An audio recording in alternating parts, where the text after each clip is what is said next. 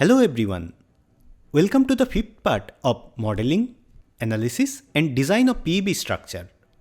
I am Surajit Ghosh and in this session I will discuss how we can define a bracing member as truss and tension only member using correct member specification. I will use the same model that we have created in the last video. By the way, I have uploaded all the videos related to PEB structure, analysis and design under this playlist. You can access any of this video directly from this playlist. In the last video, we have assigned a standard steel section to the purlin and bracing member, also assigned member offset and beta angle to the purlin members. These specifications are required to adjust the position and alignment of the purlin over the rafter. For example, we need to define a beta angle same as the roof angle to align the channel section in such a way that the roof panels are in full contact with the purlin member. I have already discussed this in detail in the last video. There are few other member specifications required for the rafter and purlin member, like the member end release, which I will cover later during connection design. In this video, I will cover few specifications required for the bracing member. Bracing members are the second most important member of the secondary frame after purlin. It provides lateral stability to the structure when subjected to lateral forces and transfer the loads by forming a proper load path. If you consider any high-rise steel building or plant structure, bracing member is a must without which the structure is unstable and vulnerable to lateral force. I will create a separate video on the technical details and placement of bracing members in a structure. Just for illustration how bracing members increase the lateral stability, consider these two identical models, one without any bracing and one with proper braced panels. Both these structures are subjected to a lateral load like wind or seismic load, and I have created a load combination case combining this lateral load with the gravity load, which is a realistic condition. If we compare the deflection value and diagram from the post-processing table for this combination case, we can easily notice that the braced structure is far more stable than the unbraced structure. Check the deflection value in the z-axis for node 6 to 14. For unbraced structure, it is as high as 600 mm, almost 2 feet. And when we brace the panels, the value is reduced to just 50 mm or 2 inch. See the difference?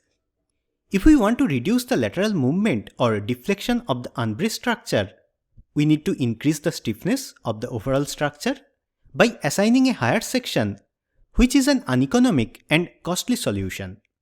But if we assign bracing members correctly, without increasing the size of the mainframe members, we can achieve better lateral stability. That's why it is very important to create proper braced panels with correct section and specification.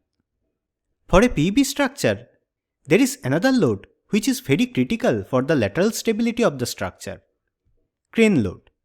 When the crane move or stop, an axial thrust is imposed on the gantry girder, which is transferred to the mainframe as a lateral load, and we need to ensure that this load is handled properly. I can share one of my old project details where I was appointed to reduce the lateral vibration of an existing PEB structure due to the crane movement. I had to include several bracings to reduce this. If you want, I can cover this topic later as a case study. Back to our main topic. Bracing members are used to carry and transfer the lateral load, and normally these members are subjected to only axial load, like a truss member, and in some cases, only tension force. Check the analysis result of this structure. We can easily notice that the bracing members predominantly carry an axial force, but it is also subjected to a small amount of moment and shear. In general, we don't want these force components in a bracing, not only for the member design, but also for the connection design. In the latter part of this series, I will cover the connection design and discuss how the beam column bracing member gusset connection is designed considering only the axial force from the bracing. We need to eliminate the shear and moment from a bracing member, and for this, we can define it as a truss member. The member truss specification in STAAD converts a member to an axial member which does not carry or transfer any other force components except axial force, and we can use this. But there is one problem which we need to check. If all the members connected at a node is specified as a truss member, then that joint is unable to resist any external load in the direction which generates an instability condition. I have already discussed about instability and zero stiffness condition, how to identify and rectify the problems in the instability series, instability condition due to truss specification, and how we can avoid this using partial moment release is also covered. You can check that series for more details. For this PEB structure, we can use truss specification for the bracing members, as more than one member at any joint can carry moment and shear. So this will not cause any instability. A better way to remove the unwanted force components from the bracing member is by using the partial moment release command. We want to release all the moment components, right? So use the MP option, which is equivalent to the partial moment release about x, y and z axis.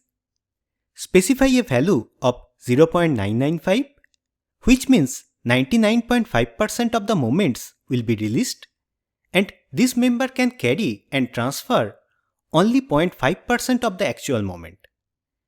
This release percentage is sufficient, but we can always review the analysis result and assign lower release value if required. Check the instability series for a case study on this. We need to add this release to the start and end of the member. Next step, select all the bracing member and assign this specification. We know it is tough to select the members from the GUI, and in the last video, I have discussed how we can easily select the bracing members from the geometry beam table. This time, I will use another method of selection. Select by property name and select the pipe section which we have assigned to all the bracing members. See, it is now highlighted. We can also select the members from the property page by selecting the pipe section. Use any of this option. Then go to specification page, select and assign the partial moment release command to all these members. With this specification, bracing members will now carry only axial force and a small amount of moment which we can easily neglect during member and connection design. There is another important specification. In few specific cases, we only allow the bracing member to carry a tensile force, not a compressive force. For this condition, when a bracing member is subjected to a tensile force, it carries and transfers the load, but when it is subjected to a compressive force, it does not take part in the load transfer, as if it is not present in the structure. This load-specific behavior of the bracing member can be achieved using the tension compression only member specification. Before we assign this, we need to understand few basics. When we assign a tension or compression only specification, program assumes the member as a truss member which can carry only axial force. So it is not required to specify a separate truss or release specification for a tension only member. For this type of member, program performs an iterative analysis. First, program analyzes the entire structure, finds out what is the nature of the axial load for each load case in those tension only member, then inactive all those members which are under compression, and once again analyze the structure. Then repeat all these steps once again. This iterative process goes on and until the solution converges or the maximum iteration is reached which is 10. After 10 iterations, if some of the members are still under compression, then a warning message is reported.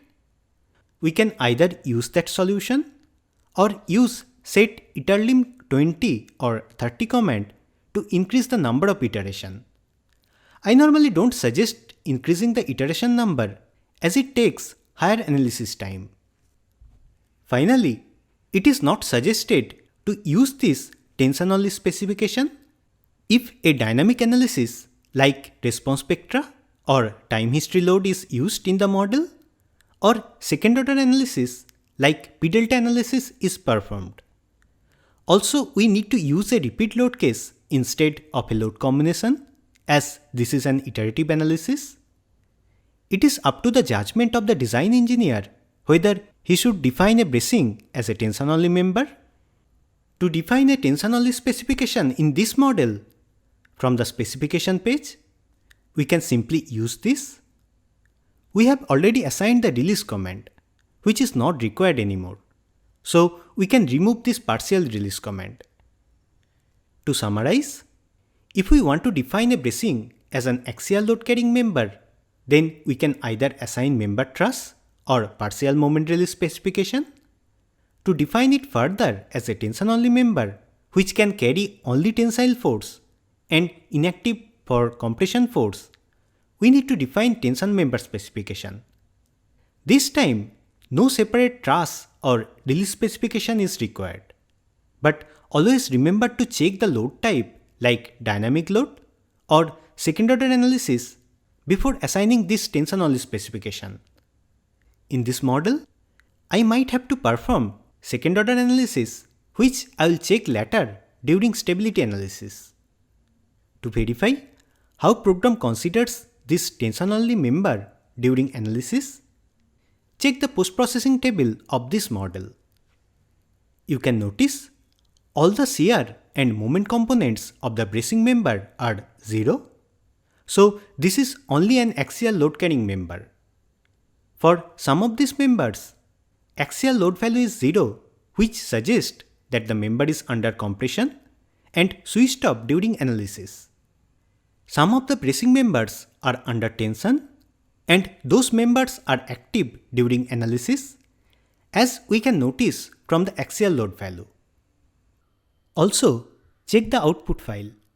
We can notice that for each primary load case, 3 iterations are required to converge the solution, which means after 3 analyses, all the tension only members subjected to compressive force are switched off, and now there are no tension only member which carries a compression load. We have already confirmed this from the post-processing table. By the way, I have already modified the combination load case to repeat load, which is required for any iterative analysis. That's all for today.